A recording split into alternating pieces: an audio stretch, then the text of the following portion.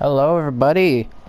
Welcome back to Professional Weapons in Advanced Warfare, and this is episode number 15, and we are covering all four professional M1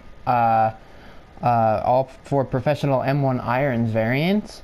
So the two that look alike are the High Noon and the Sundown, and the other two that look alike are the Showdown and Shootout. So we're going to be we're taking a look at all of these today and telling you what the stats what the changes on the stat chart mean. So first of all, we're going to review. This is the High Noon variant, and what you know, that's the High Noon. And first of all, the High Noon has +2 accuracy, and this means a lot of things. First of all, it can mean that it has 20% less recoil when you shoot it really fast. This is how much recoil the normal M1 irons will have. This is how much recoil this High Noon will have. It doesn't kick up as much, as you'll see, but that's not the only accuracy buff that you get. It also has 20% less view kick, so the hipfire box doesn't drift up as much. So this is how much the normal M1 irons will kick when you're hip firing. You can look at the screen, however, this is a High Noon. And the High Noon's hipfire box basically doesn't move at all, so that's the accuracy bonus. And this is the most accurate M1 irons variant, though, so that's +2 accuracy. There is one downside, though, unfortunately, and that's the fact that it has a -2 mobility, so it has a slower aim down sights time. I don't know the exact numbers. The normal M1 irons aim down sights at 125 milliseconds, and I'm not sure how much the normal M1 this one. Well, I know it's over 137 milliseconds. I know that much. Over 130 milliseconds is all I can tell you guys. But that's the normal M1 irons ADS speed, and this is the High Noon. You'll notice that it's maybe a bit slower for the High Noon. I'm going to do both of them at the same time.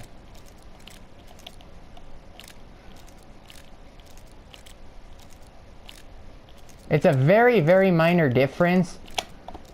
You probably won't even notice this, but it is there. It is a thing. Yes, it does have -2 mobility. So all I can say for the High Noon is that this is a very, very good variant to use for akimbo for two reasons. One, it's so accurate that it's so accurate that you can use it akimbo and it doesn't even kick up that much. And two, you basically counteract the mobility issue because you don't have to worry about aiming down sights because it's akimbo. And that's very good. So next up, we're looking at a very identical looking variant, which is the Sundown.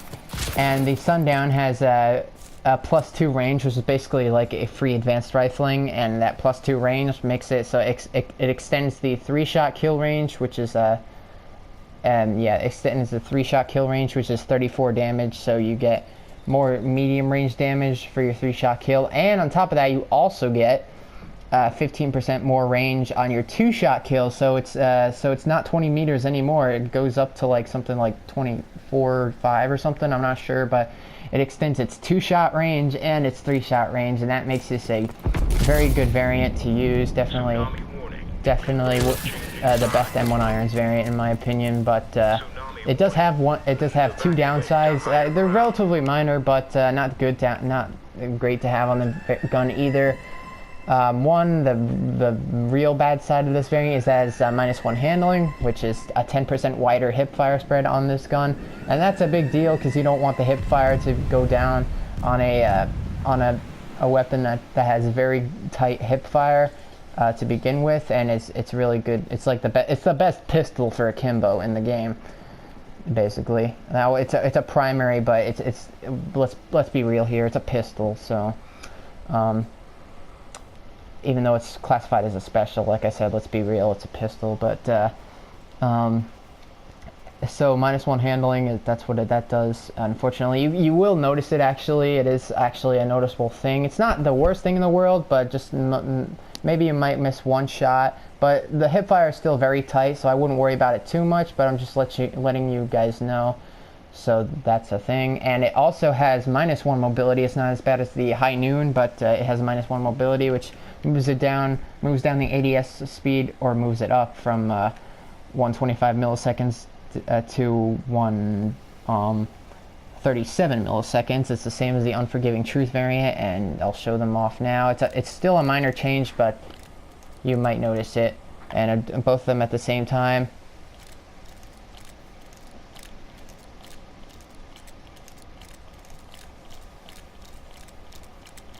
And it's not that noticeable, but I'm just letting you know that the regular M1 irons beats it, but overall it's not a huge deal.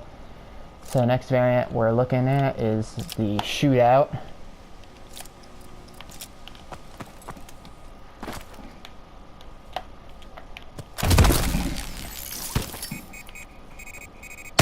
Now I'm killing both of us because we need to test out recoil once again.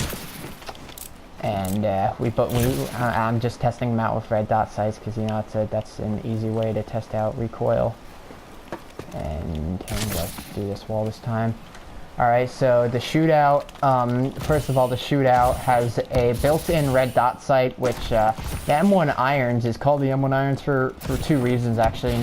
One, it has very good iron sights, and two, it's a reference to the campaign antagonist Jonathan Irons. But anyways, so first of all, it's a built-in red dot sight. It's not, I mean, you don't really, it's not like the gun really needs a red dot sight anyway, but just letting you know that it's there, and maybe you want to track your targets easier and maybe get those like 4-shot kills at long range, which is, you know, a good thing that you want. Now, first, before I talk about the upside of this weapon, I have to talk about the downside, and that's the fact that it has a -1 rate of fire. -1 fire rate. Since it's semi-automatic, it shoots at 600 RPM. You probably won't notice it. Actually, yes, you are going to notice it because it moves it from 600 RPM down to 500 RPM. So just briefly comparing it, this is how fast the normal M1 irons will shoot. And this is how fast the High Noon, or Shootout, will shoot. And you can oversample this way easier than you can with a normal M1 irons. I'm shooting it as fast as I can, and as you'll see, it oversamples at least one shot in the magazine. And you can actually shoot it the fastest if you let the trigger do its job, and like that's how fast you can fire the weapon. Honestly, it oversamples. It'll oversample at least one shot per magazine. Like, you'll pull the trigger again and it doesn't respond. You have to do it another time. So that's that. But the good side of the weapon, which I don't really consider a good side because there's a red dot sight and it's very accurate anyways, it has 10% less view kick and recoil. This is how much the normal M1 irons will kick with a red dot sight. That's why I put it on. This is how much the Shootout will kick. You don't notice it, but it is 10% less, which is nice. But where you're really going to notice it is the view kick. So this is the normal M1 irons view kick again, and this is the Shootout's view kick. Still kicks up, but 10% less. But overall, it's not really useful because although the M1 irons tip fire is really tight, you can't even use this variant akimbo because it has a red dot sight, so you can't use it akimbo. So that kind of sucks. So I don't see how that's useful. So that's not really a good variant. So, and the last variant we are looking at here is the Showdown, which first thing you need to know about the Showdown is it has a built-in akimbo attachment. There's no way to like use it single. It's always akimbo. So there's that. And first thing I need to discuss is the +1 range it has, which unfortunately isn't that great, because the +1 range makes it so that it extends the medium range damage 34. And I mean, the hip fire is tight, but you wouldn't really want to use it at medium range because you're going to miss more than you would at close range. Because medium range, although it does okay at medium range, it's still not. I don't think many people would want to use it at medium range anyway. So just letting you guys know. And the stat chart does tell you that it also has -1 mobility because it is akimbo and you can't aim down sights. I'm not 100% certain on this, but I think it might slow down your movement speed. Since it slows down on movement speed on the SAC 3 akimbo variants, I figured it'd slow down movement speed. So Just like any other M1 irons or pistol, this is 100% run speed, and this is how fast you'll run with the Showdown.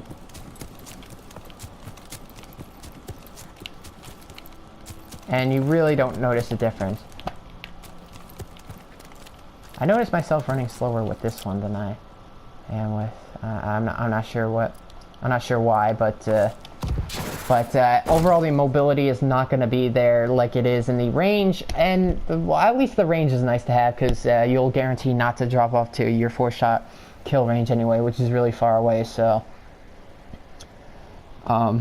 this one, it's better than the Gunslinger. The Gunslinger is just a normal M1 irons with a built-in akimbo attachment for people who don't want to earn it, like in game. It's just the Gunslinger is free. A Gunslinger is no changes other than just akimbo M1 irons. This is just like the Gunslinger, but with a little bit extra range and what it says, slow down mobility, but it's not.